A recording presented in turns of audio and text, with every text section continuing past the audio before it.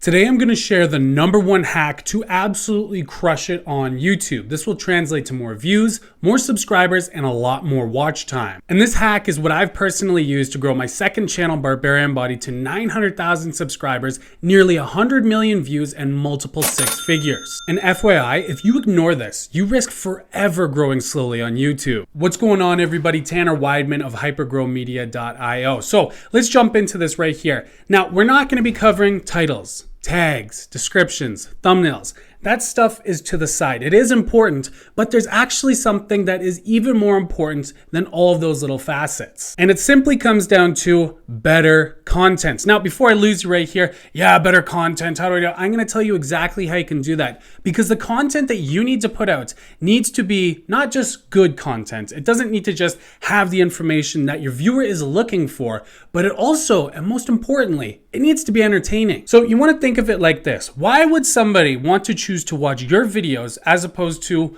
all of your competitors? And in every niche, there are competitors. You've got people who have been doing this for years. Now, outside of the gear, because there's some people that come out with content with some of the worst gear, but it's because of just how entertaining the content is and how interesting it is that the audience decides to go ahead and start to follow them, as opposed to somebody who might have a big budget setup. So the primary thing that you need to think of when you're explaining things, whenever you're producing content, I don't care if you're doing it educationally, such as I'm doing right here, you need to have one of the main focus be entertainment. Because as you're seeing right now, the niche of being a content creator on any platform is getting super competitive, and your competitive advantage needs to not just be the information, but the entertainment level you can provide as well as the education. So the best way that you can do this is by showing and not just telling. And what I mean by that is simple. So I'm going to give you the example of my fitness channel, Barbarian Body. If I were to just sit there and start talking about, well, this is how you go ahead and build big biceps, and you want to do this exercise and that, and I'm just telling the audience what to do,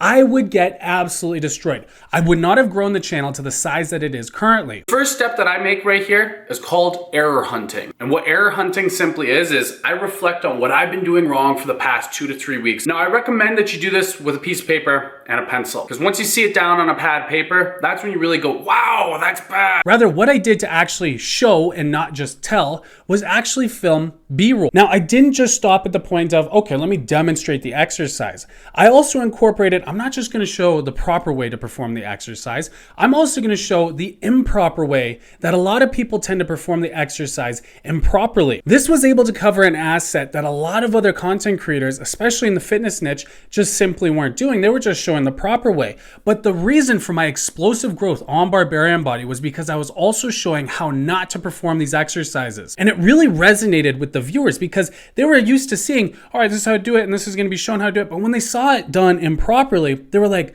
well, actually, I've done that myself. Now, not only did I show, yes, the proper way and the improper way, but I also loved to add in multiple angles, just so I could get every possible conceivable way that somebody might be like, well, I need to see this angle of the exercise and I don't know how to do it properly, so that I could have an entertaining aspect. I actually thought of it sort of like a vlogging style. If you've ever seen Casey Neistat, whenever he would demonstrate himself just going down the block for a run or anything, there's multiple angles. The camera's from high to low, from left to right, from a close-up shot to a far away shot. You want to be able to demonstrate these things and show exactly what you're talking about in a unique way. Now, this is going to come down to one of the most important parts, which is actually scripting your video, and not just scripting it. All right, this is the points that I'm going to cover. That's all fine and dandy, right? You know, you've got your bullet points of this is what I want to talk about. I want to mention this, this, and this. But what I would also do is actually create a B-roll list of all the B-roll shots that I wanted to get, and not just what am I going to try and capture right here, but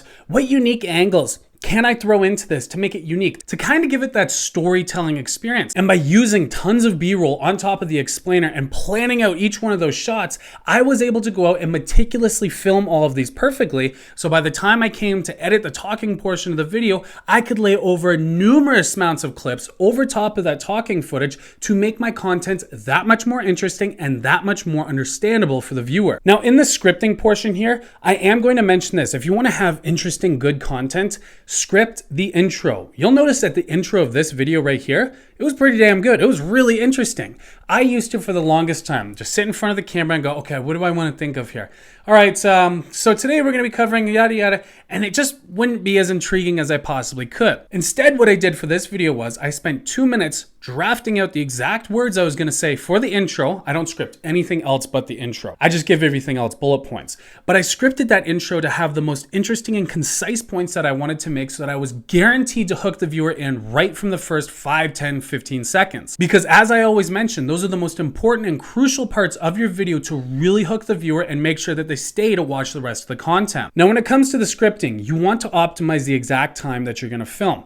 Whenever I try and film a video first thing in the morning, I'm not a morning person. I'll sit in front of the camera, stumble over my words, not be enthusiastic, and then the video comes out like mediocre. I don't even really like the video myself. Whereas if I film the video a little bit later during the day, as of right now, I'm filming at 3:30 p.m., but even sometimes 4, 5, or 6 p.m., I notice that my charisma is just on. The words can just come exactly as I want them to out of my mouth, and I'm able to express and enunciate things a lot more clearly so that the video comes out a lot more entertaining. Now, one of the last things that you can do to really make your content interesting is actually going to be in post-production. After you've filmed everything and you've laid it all out there and you're going through your main talking footage, such as what you're able to see right here, go through your first edit, get everything down to the point when you've taken out all the ums, the ahs, the breaths. So once you've got your talking clip all cut, all the jump cuts are done, the next thing that I like to go ahead and do is take out between 20 up to 35% of that video actually out. Because a lot of that information is just fluff, it's not concise, it's not to the point, and it's actually going to bore the viewer. So after you've done all of your jump cuts,